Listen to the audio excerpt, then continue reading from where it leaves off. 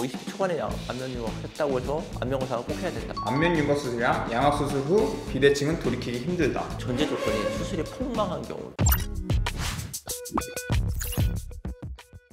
안녕하세요. 그랜드성형외과원장 이산입니다. 원장님, 오늘은 저번 가슴 성형 괴담에 이어서 그랜드 성형 괴담 2탄 양악이랑 윤곽편인데 이거 한번 오늘 진실을 알려주세요. 네, 하나씩 봅시다. 안면 윤곽 수술이랑 양악 수술하면 침 흘려도 모른다?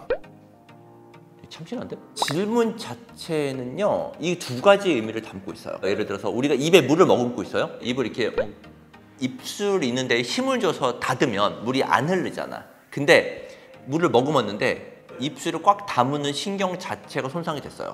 그러면 질질 흘리겠죠. 그건 이제 운동신경 자체의 문제. 두 번째, 흐르고 있는 사실을 인지를 못한다. 그럼 감각이 떨어진다는 문제겠죠. 그 감각신경이 문제. 근데 운동신경은 윤곽수술과 전혀 관련이 없어요. 왜냐면 윤곽수술은 말 그대로 입 안쪽으로 수술을 해서 바로 접근을 하기 때문에 신경과 굉장히 멀어서 운동신경 자체에 손상이 있을 수가 없어요. 두 번째, 감각신경이 손상돼서 본인이 침 흐르는 걸 인지를 못한다. 이거는 가능성은 있어요. 사실은 이 아래 부분을 담당하는 신경이 있거든요. 이 하악 밑에 있는 신경 자체의 손상인데 저거 신경 손상이 되게 생각보다 어렵고요. 한마디로 경험 있는 사람들한테 수술을 하면은 저런 감각신경 떨어지는 확률은 높지는 않고요.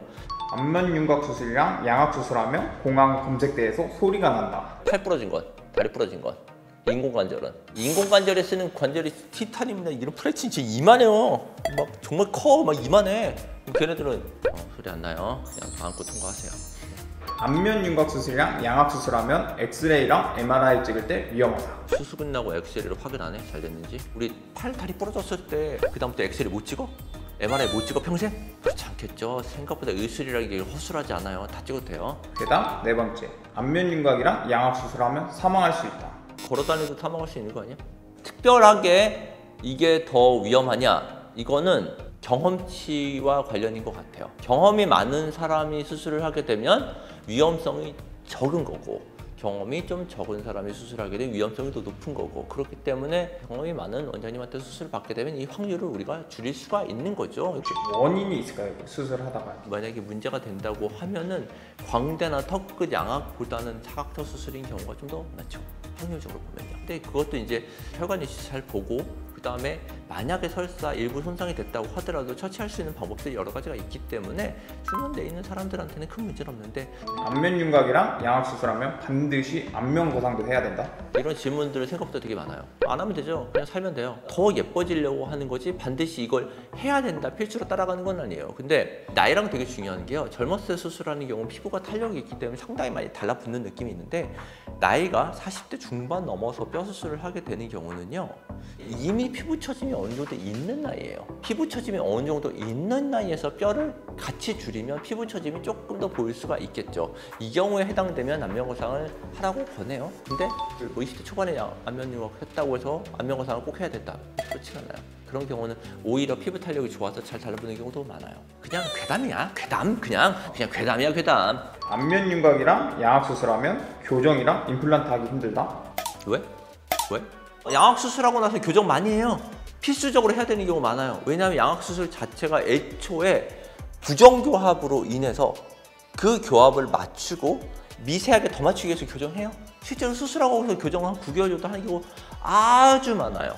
임플란트 못 박을 정도로 뼈 자르지 않아요. 다 문제 없을 정도까지 자르죠. 우리가 수술을 하는 거는 이런 걸 다 고려하고 수술하는 거예요. 그렇게 허술하게 수술하지 않아요. 수술이 역사가 얼마나 오래됐는데. 안면 윤곽 수술이랑 양악 수술 후 비대칭은 돌이키기 힘들다. 전제 조건이 수술이 폭망한 경우겠죠. 예를 들어 뼈가 있는데 훅 잘랐어. 그거 어떻게 안 될 거 아니야. 쌍꺼풀 수술할 때도 한쪽이 피부를 확 잘랐어. 못 돌이키겠죠. 모든 수술은요, 수술해서 폭망하면 돌이키기 힘들어요. 비단 이것만은 아니에요. 안면 윤곽이랑 양악 수술하면 입을 크게 벌릴 수 없다. 잘 벌립니다. 그냥 벌리고 잘 삽니다. 물론 입을 이렇게 벌리는 이 근육이 요 관골공이 이제 이쪽으로 달라붙어 있는데, 입을 크게 벌리다가 그 관골공이 어긋나거나 이렇게 문제가 생긴 경우에는 입 벌리는 거 좀 문제가 될 수는 있는데, 정상적으로 수술이 완료됐었을 때는 벌리는 건 큰 문제는 없어요. 안면 윤곽이랑 양악 수술 괴담을 한번 들어보셨는데 어떠셨어요?